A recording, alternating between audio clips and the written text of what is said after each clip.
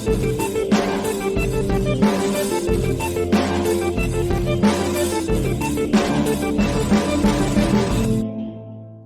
welcome to episode 116 of the Carrier's Edge podcast. I'm Jane Jezraoui, co-founder of Carrier's Edge, and fill in the blank.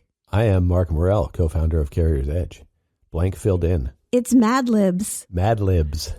All right. Remember those? Oh, you may not have. I don't think Mad Libs were a thing when we were kids. No. But when I was teaching, they were.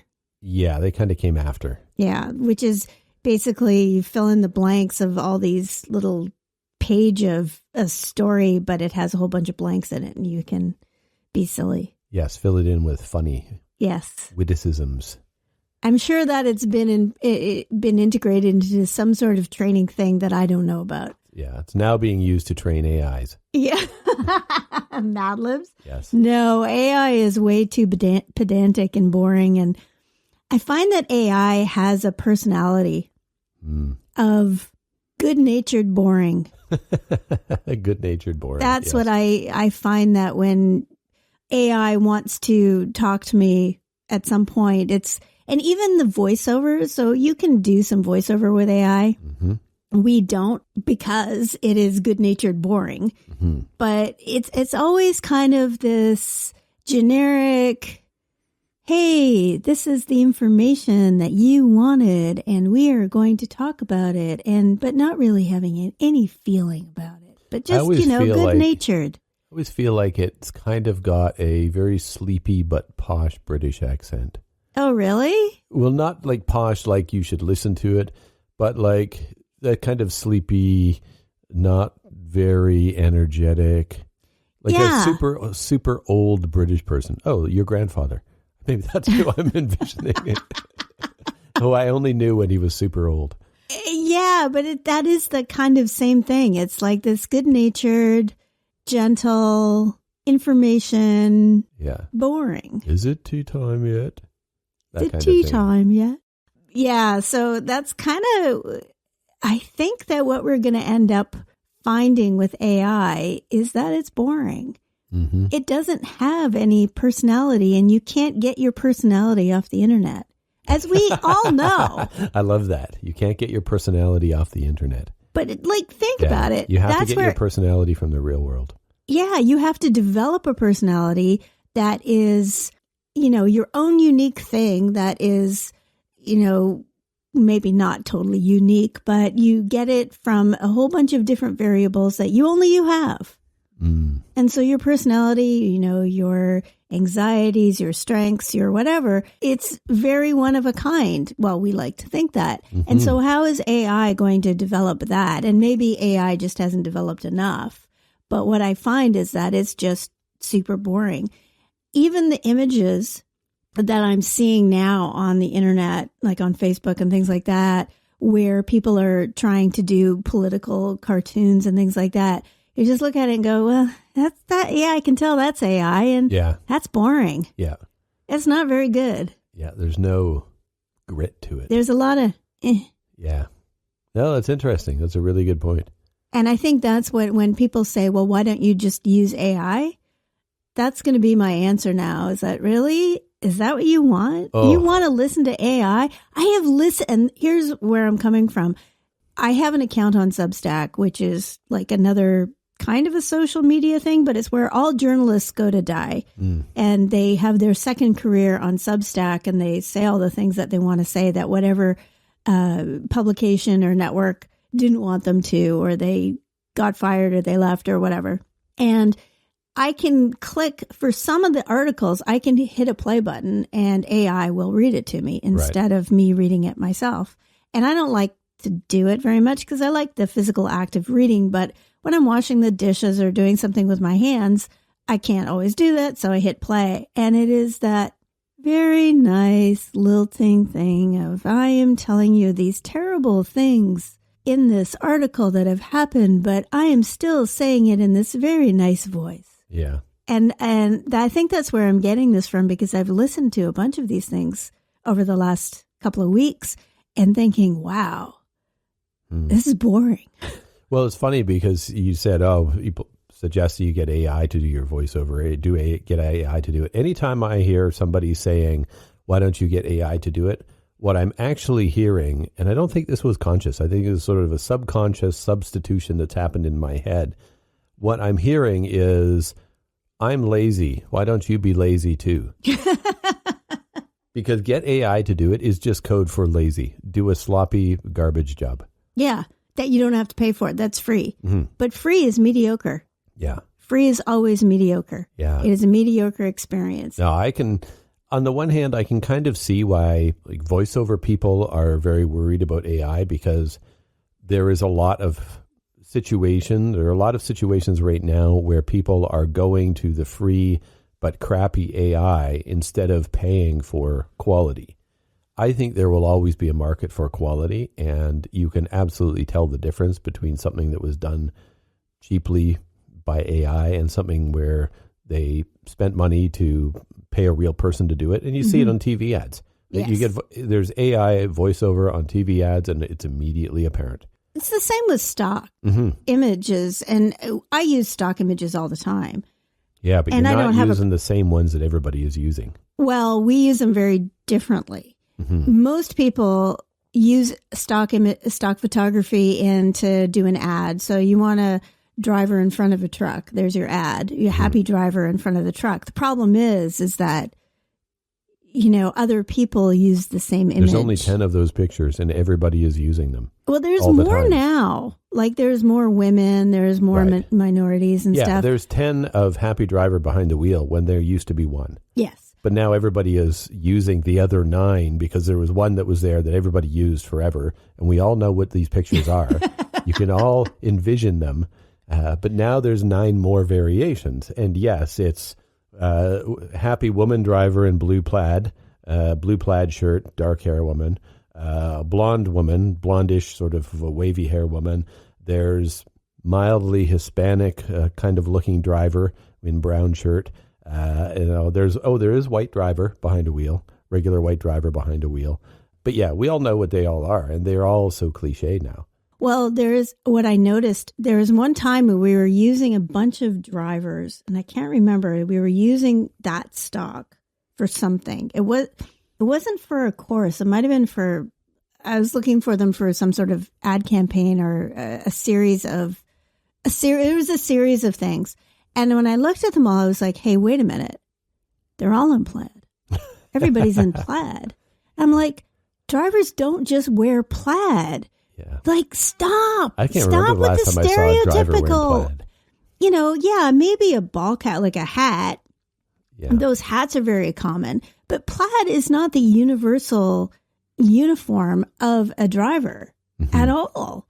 But yet stock has decided, because the people in the stock images are not drivers, and the people taking the photographs are not drivers either, or they're not even anything to do with trucking. So they think, oh, I need to do some driver and truck pictures. What should I wear for this shoot, Mr. Photographer? Oh, put on do you have a plaid shirt? And a lot of layers. Yes. Like a t-shirt with an open plaid shirt with a vest, and then like another jacket. That has some layers are fine. Yep.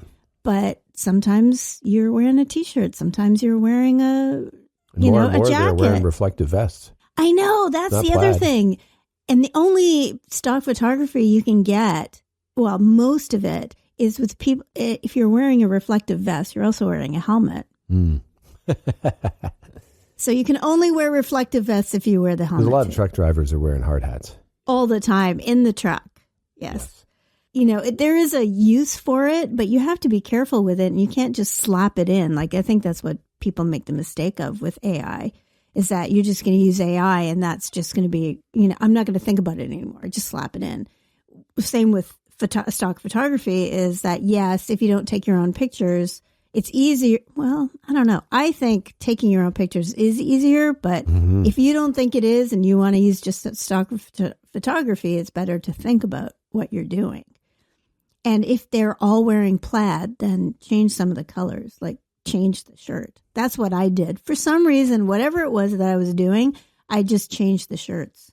And I used AI for that. That sounds like something that's useful.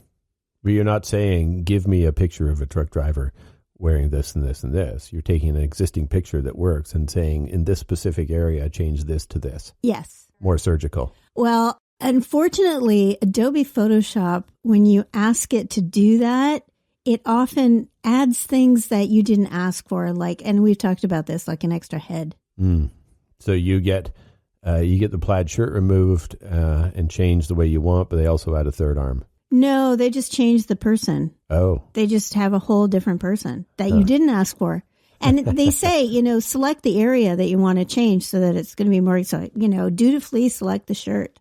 And unless I put in the exact right combination of words, I get like, I start off with a black woman and then I end up with a white man. And then and they're all like, every time I do it, they look weirder. Like they start looking like really, their faces are just like they're kind of, I don't know, what's that move? They're sort of distorted and warped, and it's weird. Let the record show that Jane is making a lot of hand motions right now. Yeah, making hand motions. Gesturing. So that everybody can Can see. you see this? Yes. We need to have photos that go, or video that goes with our podcast so you can see all my hand gestures. Yeah, but then we would have to be dressed and standing upright and all of that kind of stuff. You make it sound like we're doing this. Yeah, maybe we have to be dressed appropriately. Appropriately, rather yeah. than the I'm not wearing my slippers. Clothes that we're wearing most of the time. Yeah. Yes. Well, this was not even what I was planning to talk about, but this was a very good side quest. Our periodic rant about the state of AI, which is getting better, but slowly. Yes, I think that the biggest improvement will be when we start focusing what we use it for. Yeah. Start finding where it's good for us, and not just trying to, cheat you out of something, or trying to scam you out of money, or trying to, have naked photos of you, or, the stupid things that people do. Yeah. Yeah. The criminal element immediately jumps onto it. But there's something else that it gets used for, and I'm going to use this to pivot into something that we are going to talk about. We did want to talk about this. I'm pivoting. Pivot. Mark is physically pivoting. Now we're going to talk about how people use AI to interact with drivers. It's generally bad. But I think we've mentioned this before. Well, this is bringing me around to a subject that we were going to talk about on the last podcast, and we didn't because I completely forgot about it. We talked about it before we started recording. Usually what happens, we start prepping for this thing like 5 minutes before we hit record. We kind of run through a few things we want to talk about. Then we hit record and see where the conversation goes. And it went, and we were getting to the point where we are sort of at time, and I totally forgot about this whole other thing that we wanted to talk about. So, and you were doing that thing where I don't want to talk anymore. Well, we'd hit time. I think we had other things booked afterwards, and like there was other crunches that were happening there. So this is how Mark justifies he just didn't want to do it anymore. I forgot. I know. If I had remembered, we had space. We could have done another 10 minutes on that episode. It would have been okay. But I totally forgot about it. Okay. Well, what is it? What is this magical thing that we were going to speak of? I will tell you after 2 more commercial breaks. So what was the Seinfeld thing that he was saying that it was his favorite show? Oh, the Flex Seal. Flex Seal. The Flex Seal ad is his favorite show. We saw Seinfeld. Now you're really digressing. Well, you said do an ad. So Flex Seal. I was joking. But yes, Flex Seal apparently is awesome. So what we were going to talk about that I totally forgot about was drivers complaining and what we do about it. Now, drivers complaining, everybody listening is rolling their eyes because they have to deal with drivers complaining on a regular basis. Totally understand it. We have no drivers that we employ, but yet we still have drivers complaining that we have to deal with periodically. And mostly, I think what you wanted to talk about is in the context of the Best Fleets program. Mm-hmm. In the Best Fleets to Drive For program, we put out our winners. We announce the top 20, all of the Hall of Fame overall winners. Every year, there's drivers on the internet who take issue with the winners. Many times, they have never worked for any of these companies. They still have an issue with them. They still have opinions on them. So you wanted to talk a little bit about that, the experience, what we deal with, and how we deal with it, how we approach that. Well, we get new people complaining every year. And I don't want to say complaining. It feels like complaining to us, but it really isn't because people have concerns. It's an attempt to educate us. Yes. I think that's why I feel like it's complaining, but it is an attempt to educate us that the fleet that was either the overall winner or a member of the best fleets is not a good fleet at all. Mm-hmm. Even though we've gone through this whole process of, and funnily enough, one of the messages that I got recently was, I don't know how you select them, but. Yes, that's what prompted this. That message that came into the Best Fleet support mailbox explaining about how this company wasn't really a good company. Yeah, I don't know how you would do that evaluation, but and we scratched our heads thinking, okay, to get this email address, you most likely went to the Best Fleet's website, which details quite extensively how we determine these winners. And we have blog stories. We have the results book where we explain it. It's not really a mystery. I think that what we need to do is a video about how we do it, how it's selected. There are some people who, unless there's a video, nobody is, they're just not reading it. Like a flow chart, and we do like a old style prof or scientist on a lab coat with a pointer pointing at the different points of the flow chart. Of the flow chart. Yeah. I think that we could just do it as a little chat, or maybe direct it to drivers who want to know more about the program. Yeah, so one of those explainer videos. Yeah. There you go. Yeah. Well, I don't want to do an explainer video because I think they're overdone. Okay. I don't like those whiteboard things anymore. I mean, I thought they were kind of cute for about a year, and then I was like, okay, we're good now. We don't need any more of these ever again. It's much like I'm starting to feel like the AI thing, where it's like, okay, this is not good. So what I think is really interesting is that if you don't agree with somebody or with a result, I think it's a really interesting approach to just say, well, I don't agree. You got it wrong. Yeah, it's just, you're wrong. Yeah, start with no questions at all. Start with just a statement. And that's what always happens. It's a statement. It's like, you're wrong. Mm-hmm. You know, this fleet is not a best fleet. They're terrible. And then they go on to usually to detail how terrible a fleet is. And I would say that every single company that has been in existence for more than 5 years has somebody who's going to tell you exactly why that place is a terrible place to work. I'm going to disagree with you on one point there. It doesn't take 5 years. 2 years in, some driver that used to work for that company is going to tell you why they're the worst thing ever. I'm going to say at any company anywhere. That's why I went to 5. Any company anywhere. Yes. Yeah. Somebody's going to hate you. Yep. Always. Yeah, we know that for sure. Oh, yeah, because we hate companies. People hate us. It's like... I think a lot of it in trucking is a mismatch on hiring. The wrong people in the wrong jobs. And maybe a perfectly fine driver somewhere else. And it may be a company that is great. Well, all companies are great for some people and terrible for others. Yes. And if you've got that wrong mix, square peg, round hole, it is not going to work well. One of the things that the Best Fleets is for companies to try and minimize the number of people who are going to say, this is a terrible company. It really is. Someone is always going to hate you. Yeah. Because somebody will fall through the cracks or, like you said, kind of be mishired, not like the way they were treated randomly by somebody who didn't mean it. It could be, completely unintentional and somebody's just upset. Or things that you have to do as a company, as management, that people are just not going to like, and you're going to have to just deal with it. If you want to change your hiring strategy and a whole bunch of people don't fit anymore, but they want to come back and they want, they left and they want to come back, but oh no, you don't fit the hiring criteria anymore or whatever. Then they get all mad and you're the worst thing ever. When drivers send us messages and say, this fleet is terrible, they don't really tell us why. Right. Well, they will explain it sometimes in a way that kind of begs more questions than anything else, because it's like you're going to be some griping about how they didn't pay me or they stiffed me on this. It's almost always about some pay discrepancy, which is like the number one issue. Drivers do not understand their pay. Companies you mentioned Best Fleets being about minimizing that, but it's also about helping companies figure out where those particular choke points are so that they can identify them and resolve them before it becomes, or eliminate those problems.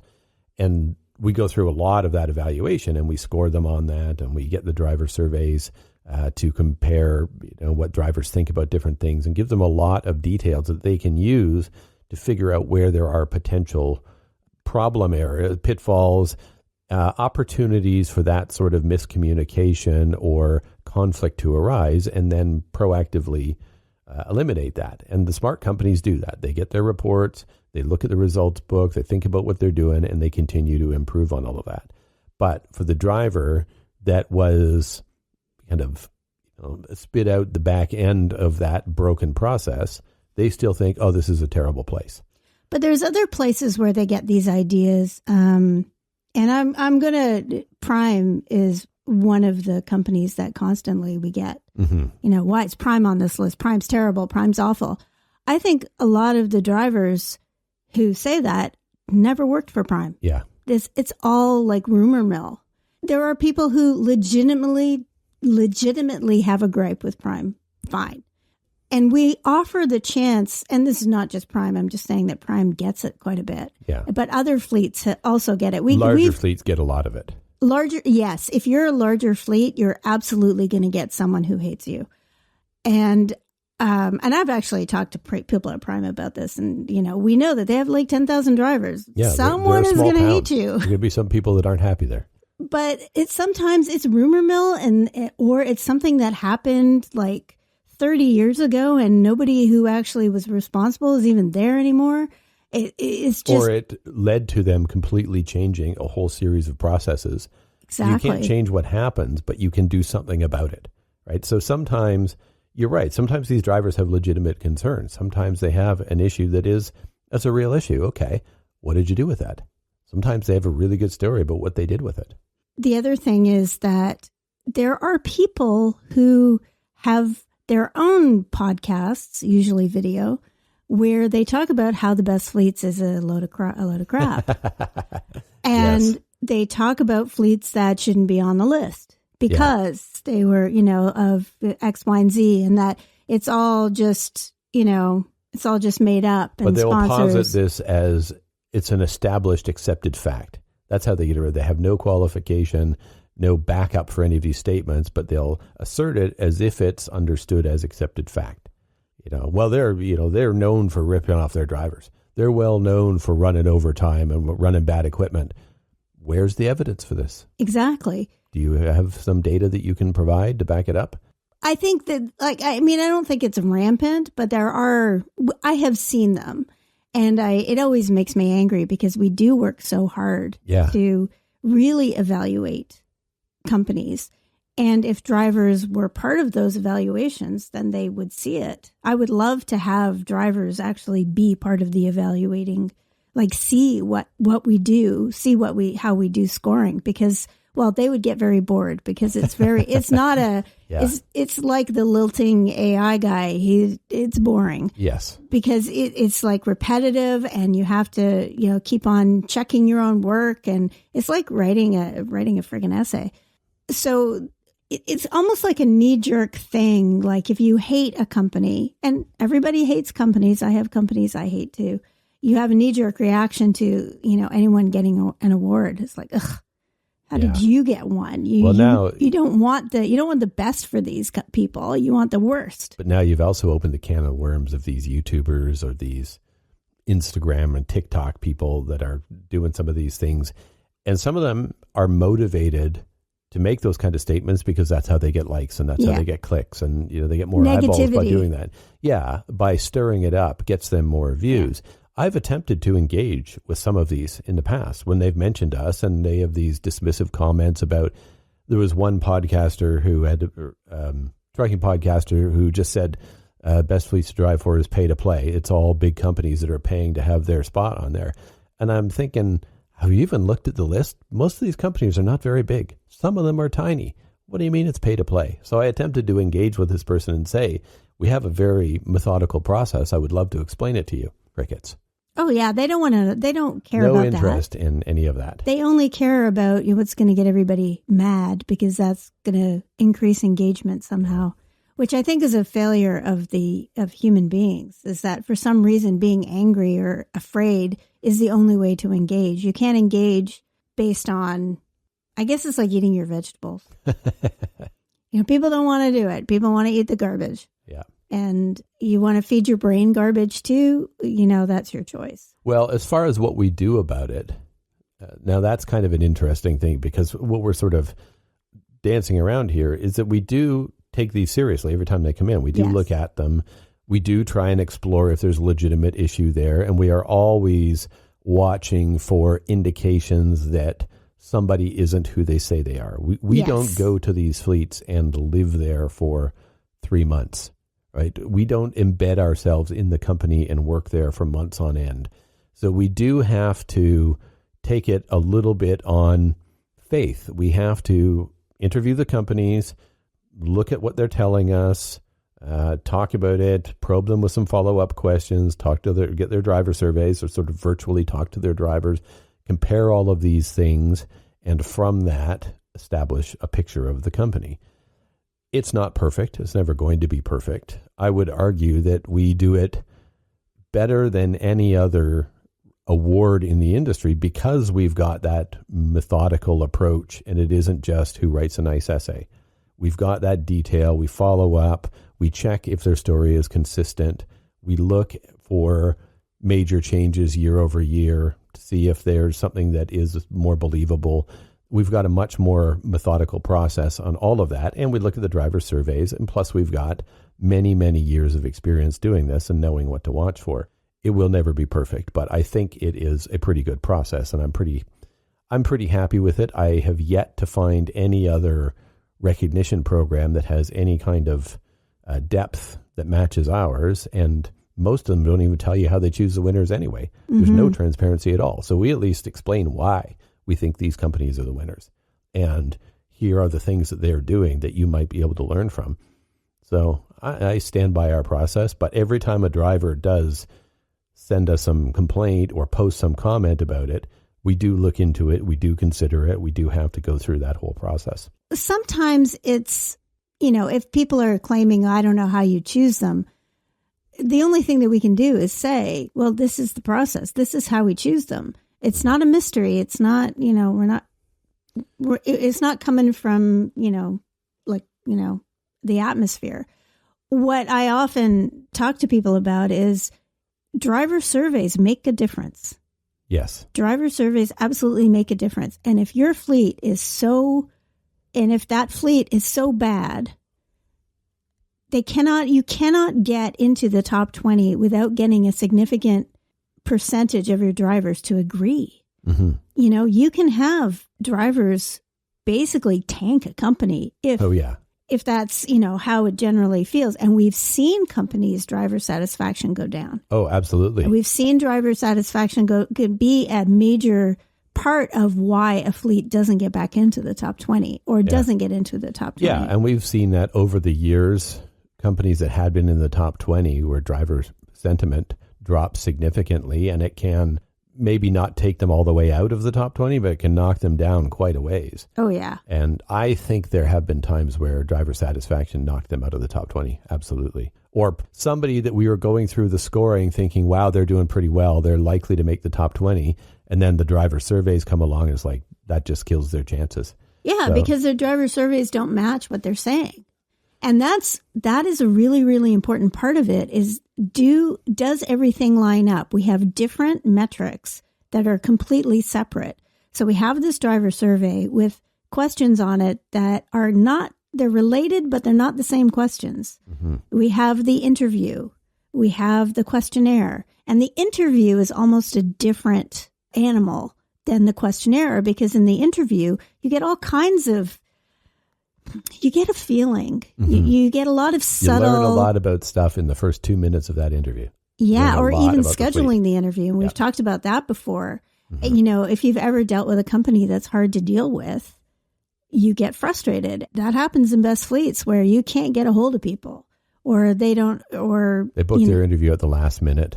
Yeah. They try and squeeze it in while they're telling you that they've got this wonderful open door policy and anybody can get to them at any time. I'm like, you couldn't even schedule an interview. How are you having time for a driver? You couldn't schedule an interview with me for something that you want from me. How are you going to try and convince me that you're making time for drivers to come in and tell you about problems? It just doesn't add up. Or you have the companies where they think they don't think that there's any room to improve and that they should just be on the list because they're in there. Yes. And there's a lot of that. And you think, well, what must it be like for a driver to be working for you?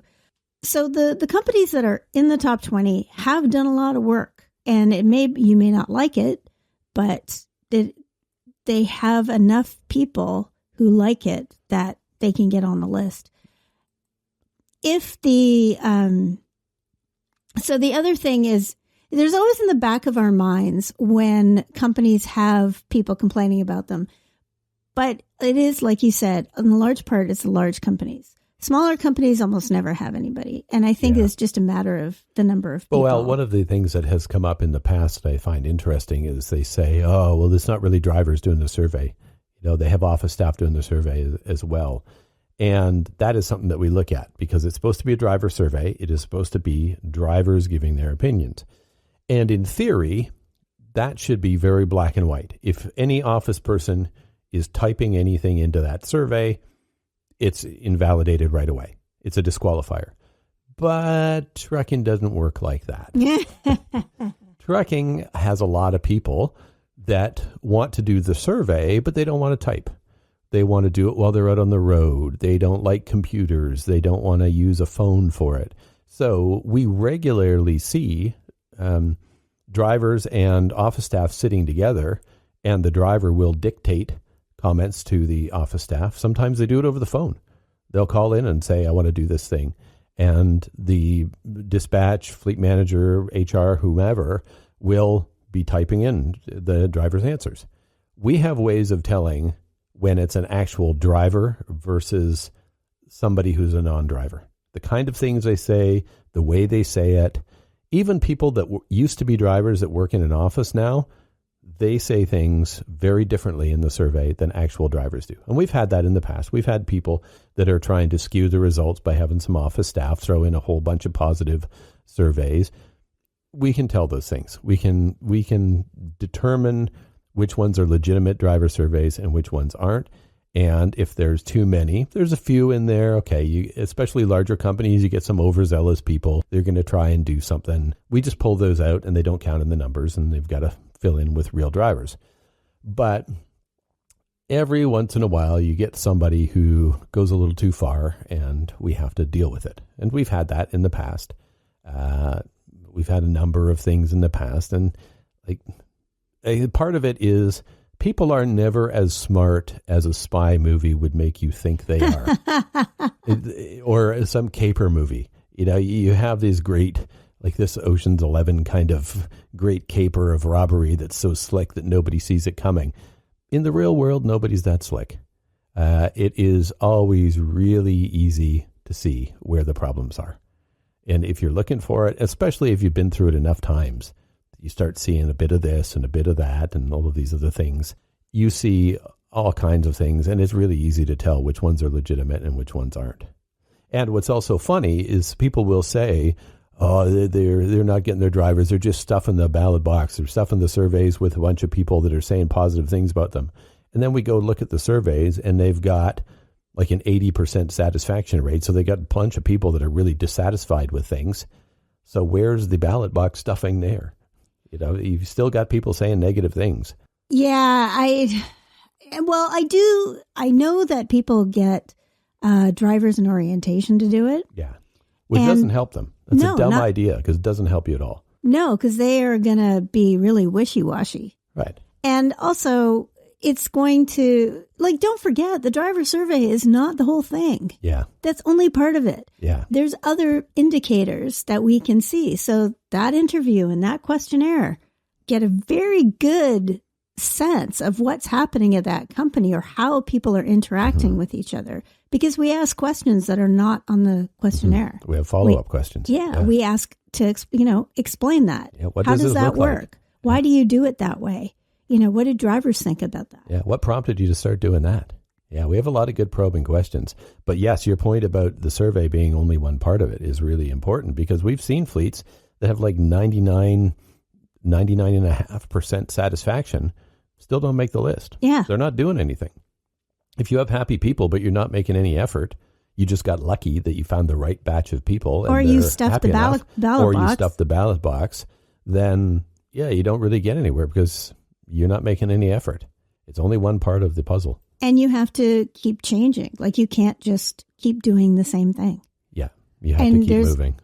I think that the emphasis on how to become a best fleet is really talk to your drivers about what they want. As you're doing it, include your drivers and make sure you follow up with your drivers when a change has been made. So is there always the communication before, during, and after something? Whatever it is, whatever the change is, or whatever new program you're going to do, or even when you just want to see how a program's going, just have that conversation with people and then respond to it. And when we see that is a best fleet, basically. Mm-hmm. That's kind of it in a nutshell. Do you ask? Do you have them involved in whatever it is that you're doing? And do you follow up with them later? And when there's a big change, how do you accommodate for that? What are you doing for your drivers when there's a change that's negative? So those are really interesting points that transition us into one of the other things that I wanted to talk about, which is the ATA Safety, Security, and Human Resources Conference that I was at last week. Well, that seems like a big stretch, but you can connect. No, because can you connect them? There's two things that you said that immediately made me think of sessions. One of them is the communicating with drivers about changes and communicating that part of it reminded me of one of the sessions that they had that was about communication strategies for different generations. It was like how to communicate, how to resonate with different generations. And one of the speakers was talking about approaching it from a place of questions. And she had a slightly different language, as I'm going to come at it with questions rather than making assertions about people, rather than making statements, is coming at it and say, well, what makes you say that, or why do you think that? So start every communication, when you got complaining drivers and you have issues, start with questions rather than immediately sort of rebutting and defending it. And it works a whole lot better. It was a really good session. Unfortunately, I had to leave before it ended, but it was a really good session. So reinforcing what you were just saying about the importance of communication. And another one that was on change management, on safety technology, topic that we love because we've talked about it here a few times. And they're talking about engaging drivers and the importance of communicating with drivers what's happening, but also not just sort of beforehand, here's what we're planning to do, here's the rollout, like all of those kind of things are good. And people are starting to get a lot better about that, getting a lot better about having pilot programs for new technology and getting drivers involved, but keep it going after the fact so that the drivers can see the benefits and highlight, I thought this was a really good idea, highlight the value that you're seeing from this new thing that you're trying. So we've got this new safety technology, we've got it rolled out, everybody's used to it, but that's not the end of the communication. Then down the road, it is, here's what we've been able to do because of this. So through your involvement, because everybody has bought into this, you've been really active with the success of this thing, now we're able to do this. Or we've got our safety record improved, or out of service is down, whatever the thing is that you're looking for, make sure you continue to communicate those wins and try and do it in a positive way. And so this is another one. I'm going to give a shout out to Mike Lasko at Boyle Transportation, who made the mistake of telling me that he listens to this podcast. But this was a session where he was speaking and he was talking about framing all of these things in positives. So even when you're talking about reducing crashes or reducing accidents, you're still talking about a negative with the crash or with the out of service or whatever the violation is. Frame it in a positive works a lot better. You can say, here's some positive thing that this person did, or this person, was 120% of target in this area, and they did so well because of this. And you frame these things as a positive, and it works a lot better. I thought that was a really nice way of approaching it. Yeah, I remember Mike having a comment on one of our courses, and I think it was it was leadership skills, maybe leadership styles. He made a comment. Yeah, he told me again about how much he liked that course. And the compliment sandwich. Oh yes. Oh, that's right. Yes, that was there was another call because it was during the Best Fleets interview, I think. And there was somebody, and somebody else did not take so kindly to the term compliment sandwich, which was, I'm not going to tell you the comment because it was a little profane. It was quite funny though. But we can put it in the comments for this when it's posted. We'll put it in the comments for the post, the link to that video, because it was pretty funny. Was it in a webinar? No, it was a Best Fleets interview. Yeah, but we have the link to this example of the compliment sandwich. Oh, okay. But the response to it was. Yeah. Yeah. So the compliment sandwich is when you want to say something negative to somebody, you wrap it in positive statements. So start with something positive, give them the complaint or whatever it is that you don't like, you want them to change, then have something positive at the end. Yeah. And there was a very funny video that explained. Oh, that one. Oh, yeah. Okay. No, I thought you meant the Best Fleet, like the actual recording of the interview where the conversation happened. We're not going to show that. No, the compliment sandwich, the YouTube video. That was the yes, and there was profanity in there, I think. Oh yes, there's a lot. So it's not safe for work.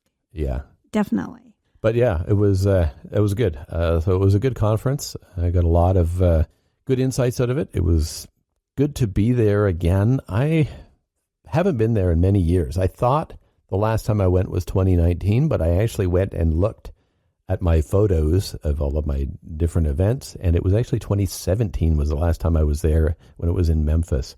So it's been 8 years now, or 7.5 years, because back then they did it, pre-COVID, they did it in the fall. So now they've moved it to the spring. But it was a good, attendance was down a little bit. Unsurprisingly, exhibitors were down a bit as well. Also not a big surprise, but the content was really good. I took a lot of notes at sessions. Most interesting session for me, based on the number of notes I took, was one called Insurance in Crisis. And I don't know why I'm fascinated by this stuff, but they're really breaking down all of the challenges that the insurance industry is facing and all of the things that they're going through. I think we'll probably write a blog about it because it does sort of tie into our stuff as well. And it talks about, like, basically no insurance company wants to hold any risk on their books anymore because they're all getting clobbered by these things. They're getting clobbered by claims, and nuclear verdicts are not good news for them. This is the U.S. specifically. Well, what's funny is it becomes global. So they're all public companies, and they all have to minimize their risk. So they're going through and moving all that risk off their books. So where do they move that risk? They move it to a reinsurer, which is typically global companies. And those reinsurers are covering not just trucking, but all kinds of risk everywhere. So it might be a trucking risk that they're reinsuring, but it might also be that they're getting clobbered by hurricanes, or they're getting clobbered by California wildfires, or some disaster, some giant flood that's happening in Europe. Like, all of those things roll up to the reinsurer, and that ends up spiking the premiums that the insurance company has to pay for that reinsurance. And when the insurance company has their expenses go up, they pass that along to their insureds. So a trucking company may see their premiums going up because there was a flood in Portugal, or because there was a hurricane in Florida, right? It had nothing to do with trucking or anything to do with their business, but just the general cost of insurance in general is going up, and it's causing problems. Because there have been so many, well, whether you believe it or not, climate change is a thing, and it's affecting the weather, and it's affecting things like hurricanes and tornadoes, and but other major disasters too. If there's like a major failure, like a building collapse or something, that ends up being part of the bottom line for a premium increase. Depends, I guess, on how big it is and how widespread and how many people are insured and what the payouts are going to be. But I can see this problem just becoming more and more. They're also talking about product liability lawsuits being still a huge issue. And anytime there's product liability and it becomes a class action or something, there's $100 million payout or whatever, $500 million payout, hey, have nothing to do with trucking. But that's where it hits the insurer, it's the reinsurer, it ends up trickling down. And you may have 20 trucks and be just a regional operator in Iowa, but you end up paying for it one way or another. That is, I think product liability is a really interesting one, because I think there is a move, or, over the last couple of decades, there's been a move to get things out fast. Yes. And not test them properly or try and cut corners. And now that's becoming, so now there's an industry that is basically suing product manufacturers for these issues that you think you can get away with, but perhaps you're basically gambling. Yeah, it was a really interesting session.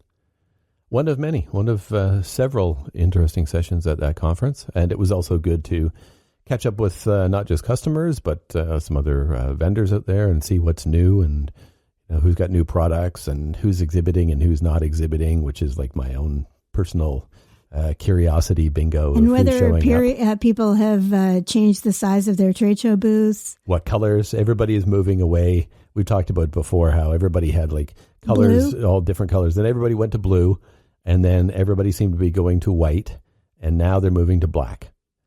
So that is the trend. So for all of you out there, next time you go to a conference or a trade show, look at how many booths you see that are decorated with sort of a black theme to their backdrops. And now this is coming from the tech industry.